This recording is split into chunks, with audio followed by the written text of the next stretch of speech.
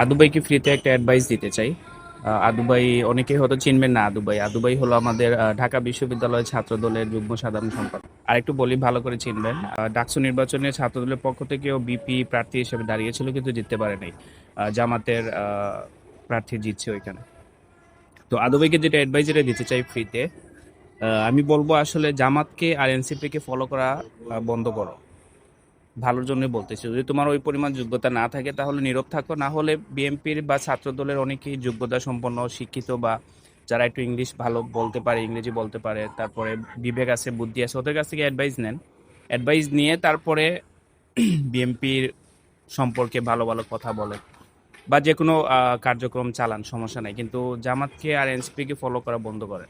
জামাত বা এনসিপি ওরা চিনে গেছে, আদুবাইও চিনে গেছে। তো আদুবাই চিনে গিয়া আর রাস্তায় গানও গাইছে। তারপরে ইংরেজিতে একটা সম্ভবত কোনো একটা অনুষ্ঠানে ইংরেজিতে কথা বলছে।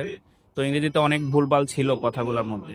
তারপরে আরো অনেক বিষয় আছে, যেমন ওই যে প্রধানমন্ত্রী গাড়ির পিছনে দৌড়াদৌড়ি। তো এগুলো নিয়ে আসলে বাংলাদেশের মানুষ হাসাহাসি করে। তো বিএনপির এই জিনিসটা বোঝা দরকার, বা ছাত্রদলের যারা সিনিয়র নেতা আছে ওদেরকেও বোঝা দরকার যে আদু ভাই অলরেডি একটা হাসির পাত্র হয়ে গেছে বাংলাদেশে। সো ওর বেটার হবে ও চুপ থাকুক, কথা কম বলুক। নিজে থেকে যদি কিছু করতে পারে ভালো করুক, না হলে অন্য কাউকে ওই দায়িত্বে দিয়ে বিএনপি বা ছাত্র দলের প্রচারণা চালাক, ভালো হবে। কিন্তু জামাত আর এনসিপি কে ফলো করে, যে জামাত যে জিনিসটা করতেছে বা ছাত্র শিবির যে জিনিস করে, আদুবাই এক সপ্তাহ পরে সেম জিনিসটা করে। তো এটা সবাই ফলো করতেছে যে ছাত্র দল বা বিএনপি যারা আছে বা যারা করে সবাই বলতেছে, কথাবার্তা বলতেছে যে জামাতকে এনসিপি কে কোনো ফলো করে করতে হবে, নিজে থেকে কি কিছু করা যায় না। যেমন এখন ডাকসু বিপি যে আছে সাদিক কায়েম, ও অক্সফোর্ডে গেছে।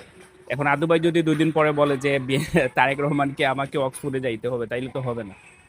তো আপনি অন্য দেশে যান, ভিন্নভাবে আপনার দলকে মানুষের সামনে নিয়ে আসেন।